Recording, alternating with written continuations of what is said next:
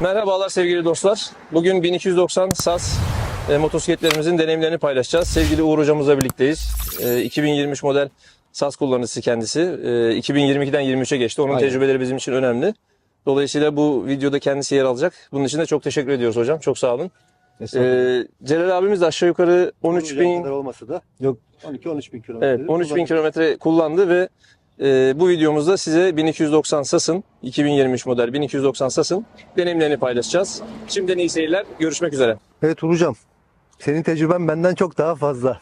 Daha önceki versiyonu da kullanmıştın. İkisi arasındaki farkları da az çok uzun süre kullandığın için biliyorsun. Aynen öyle. Önce senin tecrübeni dinleyelim. Şimdi 22 ile 23 arasında çok fark yok gibi gözüküyor ama minik oynamalar yapmışlar. KTM mühendisleri ciddi iyi şeyler becermiş bu konuda. Öncelikle alt devirlerdeki toplaması çok daha iyi. Mesela 2022'deki daha yüksek viteste kaldığınızda devir daha düşükken gazı verdiğinizdeki vibrasyon daha fazlaydı. Bunda öyle bir şey yok. Çok daha çabuk topluyor. Ön maşadaki çok hafif bir geriye almaları var. Stabilitesini o yüzden de çok daha arttırmış motosikletin. Yani gidondaki çok hafif daha genişlik var gene aynı şekilde. Gibi minik detaylarla motoru bambaşka bir hale getirmişler. Yani o yüzden 2023 birçok kişi katalog üstünde baktığında bazı detayları yakalayamıyor ama eğer Eski kullanıcı olduğunuz kullanıcıysanız eskisinde kesinlikle çok farkı var. İyi anlamda. Ben mesela çok kısa süre kullandım eski versiyonu. Yani o zaman kullandığımla şu an kullandığım motor arasındaki farkı ben de az çok hissedebiliyorum. Birçok değişiklik var ama hiç kullanmayan biri belki onu fark etmeyecektir. Muhtemelen. Evet. Evet, motorla ilgili düşünceniz nedir? Seviyorum hocam. Şimdi eğlenceli. Bana soruyorlar işte KTM ile ilgili ne düşünüyorsun diye genelde. Aslında motor ayırmak doğru bir şey değil. Hepsi iki teker ve hepsi çok güzel. Kendine göre özellikleri var. Ama KTM'de sevdiğim şey gücü ve eğlencesi. Yani keyifli bir motor. Yani indikten sonra tekrar binmek istiyor insan. Ben de GS kullandım mesela. Farklı motorlar kullandım. KTM elinizin altında sürekli bir güç var. Yani bunu Triumph'ta da hissetmiştim ben. Teknik detaylara girmeyeceğim. Çünkü hemen hemen her şey internette var artık. Ama ben hep bir örnek veriyorum. Az önce hocama da verdim. Yani KTM şöyle bir motor. Sürekli size heyecan yaşatmak isteyen bir sevgili gibi. Sloganı Ready to Race ya. Evet, yani sürekli bir heyecan yaşatıyor. Yani sürekli eliniz altında bir gaz var. İstediğiniz zaman o gazı ivmelendirebiliyorsunuz. Tork aralığından dolayı yüksek süratlerde aşağı çekip bir anda motoru hareketlendiği zaman gaza anında tepki veriyor. Mesela BMW'de o kadar tepkiyi yaşayamıyorsunuz. BMW'de yüksek viteste alt vitese inme ihtiyacı duyuyorsunuz ama KTM biraz daha bana göre sanki o konuda biraz daha derleyip topluyor sizi. Yani BMW'nin de kötü değil. Torkları iyi çünkü onun da. Öyle demeyelim. Yani elma armut aslında. Kıyaslamak çok doğru değil. Yani ne istediğinize bağlı. BMW biraz daha hata kabul edebilen motor. Evet. Mesela. Yani KTM biraz daha sürücü istiyor kesinlikle. Ve işi de bilen birisiyseniz, belli bir tecrübeniz de varsa çok eğlenceli bir motor. O yüzden yani GS kötü mü? Değil. Değil, Ama değil. eğlence bu tarafta daha fazla kesinlikle. Evet.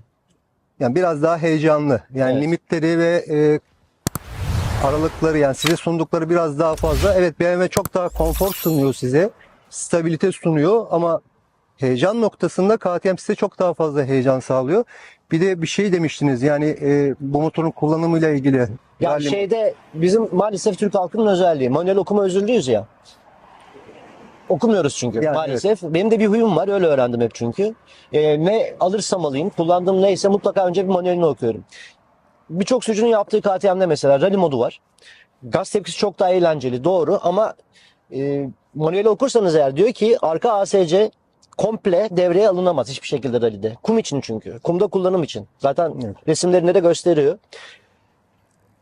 Kaydırırsınız. Yani asfaltta kullanırken arkanın mutlaka kayma eğilimine gireceğini rally'de kullanırken farkında olmak gerekiyor yoksa tehlikeli gibi. Bilerek kullanmak, farkında olmak önemli. Mesela beygir kuvvetiyle ilgili 160 beygir her şekilde evet. Sadece rain modundayken beygiri düşürüyor. Rally modundayken ki verdiği beygir gücüyle spordaki, street'teki hepsi aynı. Örnek gaz tepkileri çok daha farklı. Ben street'i daha çok seviyorum mesela cadde modunu. Sebep daha yumuşak gaz kontrolü. Hoşuma giden o ama güç var mı? Aynı şekilde gücü de var. Fark etmiyor yani. Yani orada anladığım kadarıyla modlar süspansiyon ayarlarıyla ve gaz tepkisiyle ilgili sadece değişiklik sağlıyor. Aynen öyle ve aynı zamanda güvenlik ekipmanları. Yani ben de mesela şu ana kadar hiç rally'yi almadım ama mesela rally'nin sadece kumda olduğunu ben de ilk kez şimdi ben de okumamışım. Yani resimle de çok güzel. Ya Bayağı hiç almadığım için gösteriyor. dikkat etmedim için artık. Eksik gördüğünüz bir yanı var mı sizin peki? Yani bana göre yok. Şöyle ki özellikle güvenlik konusunda sensörleriyle ilgili yani ABS'sinden tut, viraj ABS'si dahil vesaire dahil piyasadaki galiba motorların içerisindeki en iyisi. Elektronik olarak. Elektronik olarak evet. Yani o KTM onu iyi çalışmış. Zaten Bosch'la beraber çalışıyorlar o konuda. O yüzden hemen öne çıkmış. Güvenlik ekipmanları konusunda, elektronik destek konusunda sürücüye en iyilerden bir tanesi piyasadaki. Kesinlikle. Benim gördüğüm bir tek koltuğu bayağı rahatsız. Ama onun dışında şimdi motosiklet aslında çok güzel her şey ama üst premium bu seride bir motosiklette standartta gelen koltuğun çok daha böyle konforlu olmasını beklersiniz. Biraz daha sert evet. Evet çok sert ve uzun yolda sizi bayağı rahatsız ediyor. Bir oydu eksik. Biz Evet. mesela değiştirdiğimiz için Benim şu galiba an- Nasır. Aynı. Motorist olduğum için Yaşlılıktan çok- bunlar Yok biraz. estağfurullah. Dizaynla ilgili bir şey söyleyeyim. Ön camla ilgili özellikle. Daha doğrusu ön kafasıyla, yapısıyla ilgili. Acayip hoşuma giden bir şey. Eşimle beraber yola çıktığımızda mesela GS'teyken interkomla konuşurken biraz üst süratlere çıktığımızda 140 ve üstü biraz bağırmak zorunda kalıyorduk. Çok ilginç bir şekilde GS'e göre biraz daha fazla rüzgar oluyor gösteriyor kendini evet ama nasıl yaptılarsa muhtemelen gaga olmadığı için bilmiyorum onu. Rüzgarı öyle bir attırıyor ki yüksek hızlardayken bile normal konuşuyoruz interkomda. Yüzünüzde patlamıyor. Hayır. Ama ses yalıtımı acayip iyi. Yok, o- yani bir şekilde onu iyi becermişler. Şeyde çünkü tanıtım videosunu ilk seyrettiğimde KTM'in bu yeni kasaya geçtiklerinde dizaynla işte ne derler aerodinamik çalışma yapılırken o kadar üstünde durduk diye hep anlatıyordu ki adam. Ben de diyorum ki aerodinamik ne diyor bunlar? Hakikaten kullanınca anlarsınız eğer bindiyseniz. Artçılı özellikle. Interkom konuşmaları vesaire rüzgardan hiçbir şekilde etkilenmiyorsunuz yüksek süratlerde bile. Biz bunu yaşıyoruz mesela Metin'le yola çıktığımızda Metin belli bir süratin üzerine çıktığı zaman ben onun konuştuğunu hiçbir şekilde anlamıyorum. Ama o, KTM'de değil. yok. O BMW'de ama mesela ben Hocam şunu, konuştuğumda bence şunu yapmamalıyız. BMW, KTM... Hayır yok ayrım yapmıyoruz. Tamam, Orada okey. sıkıntı yok. Tamam, İkisi de okey. kendi alanında çok çok iyi motorlar. Hepsi Sadece dediğim gibi yani istediğiniz her şeyi veriyor. Biraz daha heyecan veriyor. Yani KTM. Bilmiyorum yani BMW'den çok daha böyle sizi biraz daha adrenali sevk etmek için hazır elinizin altında bir güç gibi hissettiriyor. Belki o aktarma organının zincir Kesinlikle olmasından öyle. kaynaklı o. O da etkili ama ben diğer markaları da kullanıyorum. Eğitimlerde de denk geliyor. Demo yaparken sürücünün motorunu kullanıyorum. Ya piyasadaki hepsini hemen hemen. Güçlü olanlar daha iyi. Ducati'sinden tut da işte Triumph'ına kadar. KTM'in tepkisi çok daha farklı hocam. Yani Evet. o yürümesi. Ama bir şey daha var önemli. Hararet yok. Evet. Ayağı hiçbir şekilde yazın dahil kullanırken o sıcaklığı vermiyor. Mesela Ducati'de ben onu yaşadım. Diğer motorlarda da var Triumph'ta ama da var bu yoğun bir şekilde. Mesela GS'de de arka Euro normlarından dolayı egzozun orada bacağı acayip bir sıcak verir. KTM'de hiçbir şekilde ne sıcaklık, artçı için de geçerli, bizim için de geçerli. Bir öncekisinden Yapmıyor. daha iyi stabilitesi bildiğim kadarıyla. Bir Kesinlikle. öncekinde sıcaklık vardı çünkü ben kullandım ama bunda önceki kasadan farklı olarak radyatör olduğu için bir de hava tünellerini yandan verdikleri için ısıyı bayağı dağıtmışlar. Aynen Yani öyle. direkt ayaklarınızda hiçbir şekilde ısıyı hissettirmiyor size. Yazın sıcağında biz Yerlerinden bir tanesi de o. Antalya'ya falan gittik. En ufak bir ısıyla ilgili problem yaşamadık. Aynen. Gayet keyifliydi. 290'la ilgili şimdi hemen bir şey sormak için yanınıza geleyim. 1290 2022 modeli hatta daha önceki modellerinde ısı anlamında çok şikayet vardı. Şimdi siz değindiniz buna. Gerçekten ısı anlamında çok geliştirme olmuş. Kesinlikle. Ben de bir 2000 kilometre yakın kullanma şansım oldu. Dolayısıyla 2022 model ve öncekiler ve 2023 modeli birbirinden ayırdığımızda yani bu ısı problemi bir tercih sebebi olabilir mi? Yoksa diğer özellikleri gerçekten 2022 ve öncesi ve 2023'te ilgili diğer özellikleri gerçekten bir alım nedeni olabilir mi? Gerçekten motor keyifli, amortisörleri çok iyi çalışıyor, elektronikleri gerçekten çok Aynen öyle. kısa sürede kullandığım için bunu söyleyebiliyorum. Yine inşallah ben de kullanacağım 1290 bu deneyimleri sizin aktarımınızla ben de kendi bünyemde kullanmış olacağım. Ama 2022 ve 2023 arasındaki farkları gerçekten çok merak ediyor insanlar. Bir de çok fazla kullanıcı deneyimi yok bu motosikletle alakalı. Okey. Kullananlar çok keyifle kullanıyor, duyuyoruz. Ama bu tarz bir içerik hiç yok. O yüzden sizin buradaki bize aktaracaklarınız, izleyicilerimize aktaracaklarınız çok önemli. Ben bunu çok merak ediyorum. Niye 2023? Niye 1290? Bir de bunlara değinirsek çok sevinirim. Ben O kendim için de konuda istiyorum açıkçası. 2022 daha uzun süre Uğur Hocam kullandığı Evet. için o çok daha iyi deneyimlemiştir. Çünkü kısa süreli kullandığınızda o farkları anlayamayabilirsiniz. Yani ama 60 uzun bin süreli kilometre, 60 bin kilometre evet, uzun aşağı bir yukarı. 2022 kullanımı var. O konuda Uğur Hocam'ı dinleyelim bence. Vibrasyon kısmı mesela. 2022'deki daha düşük yüksek vitesteyken, düşük devirdeyken motor.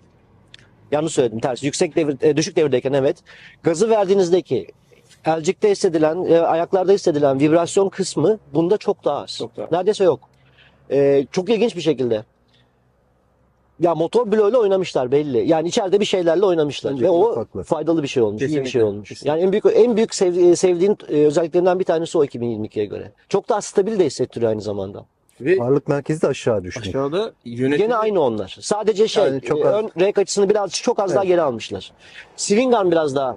Bir de onu unuttum söylemeyi. Arkadaki salıncak kısmı var. O swing arm dediğimiz. Onu birazcık daha uzatmışlar. O da stabiliteye büyük katkı sağlamış. ve yüksek hızlarda gerçekten çok stabil gidiyor. Onu test ettim. Elektronik ama orada iyi. çok ciddi devreye giriyor. Onu biz nerede yaşamıştık?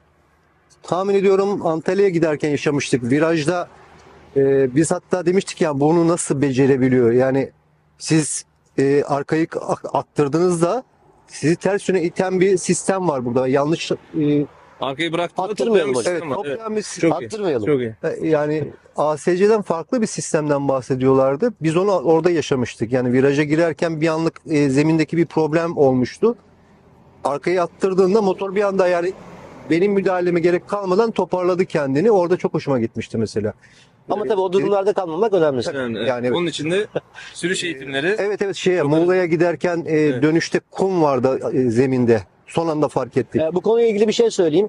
Lütfen hocam. Güvenlik ekipmanları bütün motorlarda evet şu an çok daha iyi durumda.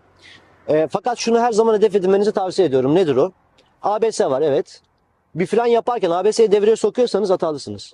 O sizin için bir yedek, backup. Yani güvence sizin için. Aynı şekilde tam antipatinajlar var, arka kaydırmama özelliği var vesaire vesaire bir sürü güvenlikle ilgili gene. Ama yolda giderken arkayı kaydırıyorsanız sürüşte bir terslik var abi. Evet. Ya onlar sizin yedek olarak duracak ama onlara güvenerek gitmeyeceğiz. Yani onlar devreye giriyorsa antipatinaj dahil vesaire Listsiz sür. bir hatamız var sürüşte. İhtiyacın olduğunda motor müdahale etsin. Çünkü bir gün arıza yaparsa o güvenlikler o zaman ve sizin o alışkanlığınız varsa olmayacak o abi. zaman büyük sıkıntılar Evet. sebep olur, evet. En son olarak 2023'ün ciddi köklü değişiklikleri var. Bu hakikaten çok ciddi yansıtılmış teknolojiyi. Burada son söyleyeceğiniz bir şey varsa bir 2022-2023 mukayesesi yapmıştınız. Ben aşağı yukarı 7-8 ay kadar önce sanırım izlemiştim. Başlangıçta o. Evet. Ben onunla ilgili bir video çekeceğim de çıkamadım bir türlü. O çok ilgimi çekmişti. O söylemeniz de benim hoşuma gitmişti. Aslında benim alım kararımı veren sebep de oydu aslında, net söyleyeyim. Düşünüyordum ama alım kararına sebep olan şey oydu. Bunun üzerine ekleyeceğiniz bir şey varsa hocam dinlemek isteriz. Yoksa Bir şey daha var fark. Amortisörlerde güncelleme var elektronik yazılımında 2022'ye göre. Onun da bir katkısı var motora. süper, harika. Yani bu Hem motosiklet konfor hem güvenlik anlamında. güvenlik açısından alınabilir seviyede. Kesinlikle. Güç Hatta diyorum anlamında- o kesinlikle piyasadaki en iyilerden bir tanesi. Hatta en iyisi galiba. Araştırırlarsa insanlar anlarlar. Örnek Elektronik olarak evet. viraj ABS'si sensörleri sayısı bunun çok daha fazla. Bunun kadar yok hiçbir motosiklette. GS dahil. Örnek bu sadece. Evet. Bunun gibi. Haklısınız. Güvenli, keyifli, rahat. Yani uzun yolda istediğin zaman arazi dışına da belli limitler dahilinde seni çıkarabilecek bir motor. Yani evet rally versiyonu var daha büyük ön jantla gelen. Tercih edebilirler. Daha yoğun arazi kullanıcı ama Biz yol kullanıcısı. bence uzun yol kullanıcısı arada bir ben araziye de çıkayım dediğiniz noktada küçük bir lastik değişikliği size o imkanı tanıyor. Sağlayacak. Bence iyi bir Kesinlikle. motosiklet.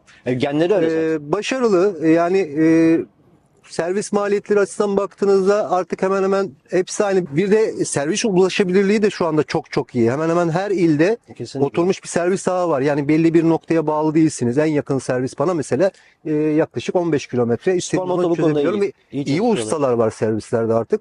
Evet. Aksesuar olarak birçok aksesuar donanımına Yeterli sahip. aksesuarlar Yeterli aksesuarı var. Aynen Çok öyle. fazla bir şey ekleme ihtiyacı da duymuyorsunuz motosiklete. Bana göre ihtiyacı bir konfor sele ve zaten ısıtma Evet konfor yani aynı eksik koltukta olan geliyor. tek tarafı o. Ben tavsiyede bulunayım bununla ilgili. Tabii ki. Aynaları mutlaka imkanınız varsa değiştirin. Evet, bir yorum görmüştük Yani orada. hiçbir şekilde vibrasyon yok. Power Pars'ın orijinal aynaları.